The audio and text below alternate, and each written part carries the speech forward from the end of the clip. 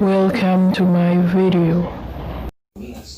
Halo, Assalamualaikum warahmatullahi wabarakatuh. Perkenalkan, nama saya Widya Kurniawati dari Prodi S1 Farmasi semester 4. Di sini saya akan sedikit mempresentasikan tentang responsif reformulasi praktikum FTS cair semi padat yang diampu oleh Ibu Meta Anung Anindita, M.Pharm APT.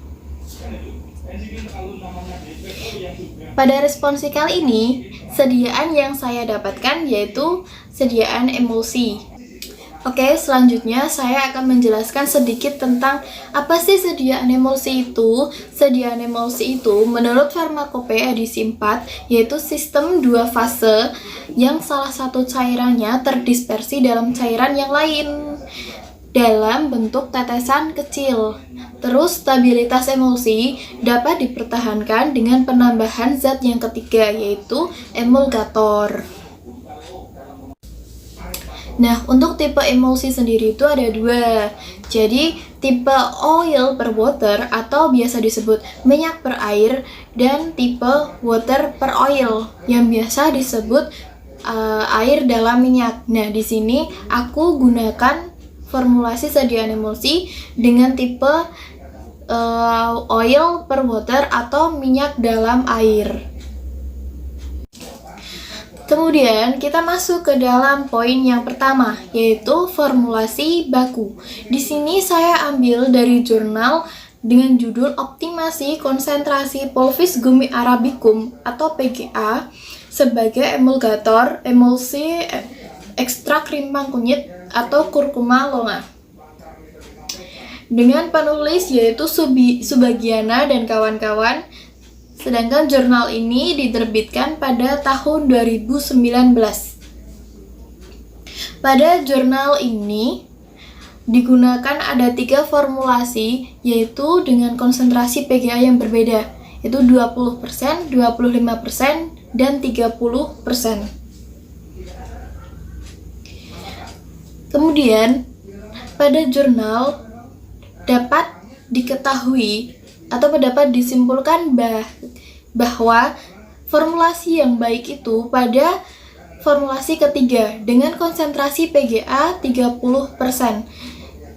Karena apa? Karena pH pada konsentrasi PGA 30% itu lebih stabil pada penyimpanan lebih dari 7 hari.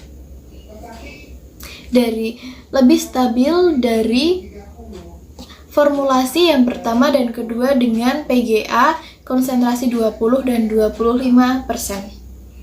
Dengan alasan tersebut, saya ambil dan pilih formulasi ketiga sebagai formulasi baku, di mana bahan yang digunakan pada formulasi ini yaitu ada yang pertama, ekstrak etanol rimpang kunyit sebagai zat aktif, olive oil sebagai fase minyak, PGA sebagai emulgator, sorbitol sebagai pemanis, asam sitrat sebagai dapar, natrium sitrat sebagai alkalizing agent, Na-benzoat sebagai pengawet, essence mint sebagai korigen odoris, dan aquades sebagai pelarut. Selanjutnya saya akan masuk ke poin yang kedua yaitu literatur reformulasi. Di sini saya gunakan 2 jurnal sebagai literatur reformulasi saya. Yang pertama ada jurnal dari Bapak Yulianto AN dan Nugroho IDW dengan judul Formulasi Emulsi Minyak Ikan Gurami atau Ospronemus gurami L sebagai suplemen makanan. Kemudian pada jurnal ini terdapat 3 formulasi karena dilakukannya penelitian emulsi minyak ikan gurami dengan menggunakan zat pewarna Oren FDC dan zat perasa jeruk. Jadi, di sini saya akan gunakan 2 bahan yaitu zat perasa jeruk dan zat pewarna Orange FDC.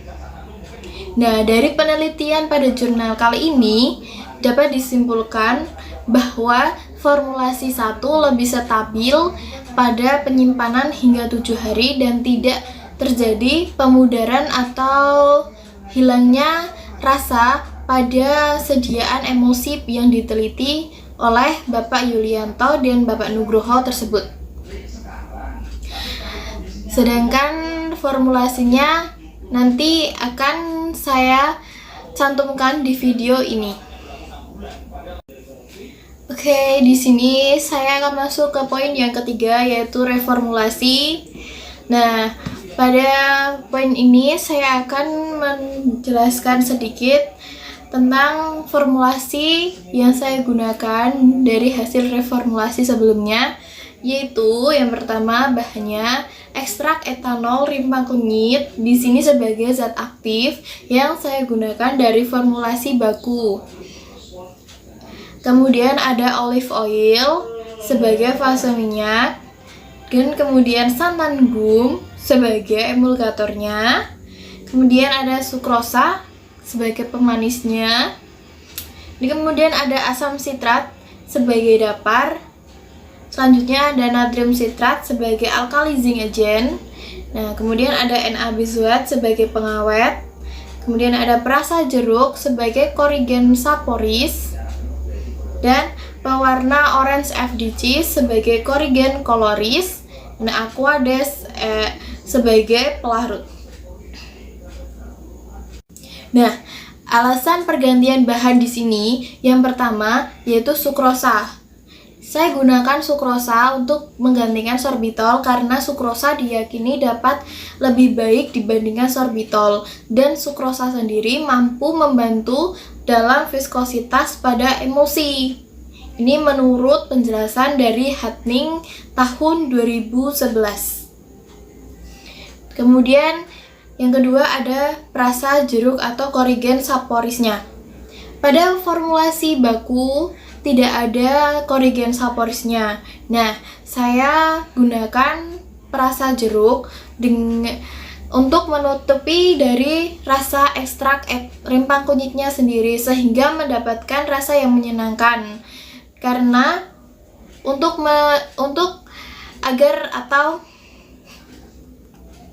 karena akan menyenangkan untuk dikonsumsi oleh pasien, baik untuk anak-anak maupun dewasa nantinya.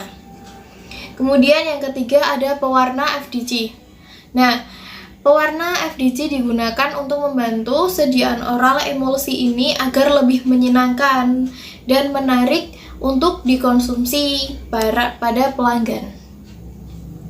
Kemudian saya gunakan pergantian santan gum pada PGA. Di sini saya pilih emulgator santan gum karena pada uji atau penelitian sebelumnya dihasilkan sediaan yang lebih baik dan stabil dengan penggunaan bahan santan gum dengan konsentrasi 0,18% dengan konsentrasi yang benar-benar rendah atau benar-benar kecil. Nah, untuk selanjutnya saya akan memberikan alasan penggunaan bahan pada sediaan emulsi yang saya buat ini. Yang pertama yaitu ekstrak rimpang kunyit. Ekstrak rimpang kunyit di sini digunakan sebagai zat aktif dengan khasiat sebagai antiinflamasi atau anti peradangan, kemudian diare, hepatitis, gastritis, ulkus lambung, dan sakit perut. Kandungan dari rimpang kunyit sendiri itu yaitu ada kurkuminoid menurut Nala tahun 1990. Kemudian ada olive oil sebagai fase minyak. Karena sifat dari rimpang kunyit yang mudah larut dalam minyak dan olive oil stabil digunakan dalam formulasi sediaan emulsi yang saya buat. Alasan ini saya ambil dari formulasi baku, di mana olive oil memang lebih stabil sebagai fase minyak yang digunakan. Kemudian ada santan gum. Santan gum di sini saya gunakan sebagai emulgator, sebagai pengganti pulvis gum Arab atau PGA. Karena pada jurnal penelitian bahwa santan gum dikatakan lebih baik daripada gum Arab atau NaCMC. dengan konsentrasi yang lebih rendah dan sedikit. Kemudian ada sukrosa. Sukrosa di sini saya gunakan sebagai pemanisnya dan sebagai ganti dari sorbitol karena diyakini pada jurnal lebih stabil dalam penggunaan santan gum formulasi yang saya gunakan. Dan kemudian ada asam sitrat. Asam sitrat di sini digunakan dengan tujuan sebagai dapar dengan konsentrasi yaitu 0,25%. Dapar di sini digunakan sebagai penyetabil pH dari emulsi sendiri. Nah, di sini kemudian ada natrium sitrat. Natrium sitrat di sini saya gunakan sebagai alkali zinc atau fase air pada emulsi sendiri. Sehingga kemudian ada natrium benzoat. Natrium benzoat di sini saya gunakan sebagai pengawet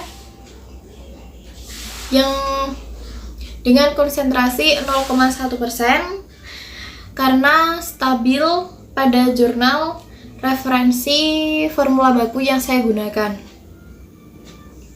Dan beberapa jurnal yang saya lihat itu memang natrium benzoat lebih stabil dari pengawet yang lain. Kemudian pada asam sitrat dan natrium sitrat itu sendiri itu juga bisa berperan sebagai pengawet dengan konsentrasi yang rendah dan lebih kecil. Kemudian saya gunakan perasa jeruk. Sebelumnya saya sudah jelaskan bahwa perasa jeruk di sini saya gunakan untuk memberikan rasa yang lebih menyenangkan karena dengan tujuan untuk menutupi rasa dari ekstrak rimpang kunyit sendiri.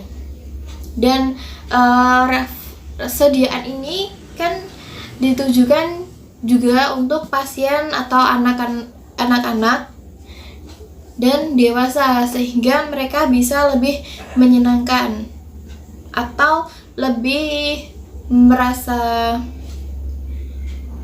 nyaman saja. Selanjutnya saya gunakan pewarna orange FDG. Di sini saya juga sudah memberikan penjelasan sebelumnya bahwa pewarna orange FDG di sini saya gunakan untuk memberikan warna pada sediaan emulsi agar dapat meningkatkan estetika sediaan dikarenakan warna dari emulsi ekstrak rimpang kunyit ini agak pucat kekuningan sehingga saya tambahkan sedikit pewarna orange FDG dengan range yaitu kurang dari 0,5% menurut Departemen Kesehatan RI. Nah, yang terakhir ada Aquades. Aquades di sini saya gunakan sebagai pelarutnya. Aquades di sini digunakan hingga tanda batas hingga tanda batas 100 ml atau sesuai dengan berapa atau jumlah yang saya buat. Sekian video dari saya. Apabila ada kata-kata yang kurang berkenan atau tidak pantas saya ucapkan, mohon maaf dan terima kasih atas perhatiannya. Wassalamualaikum warahmatullahi wabarakatuh.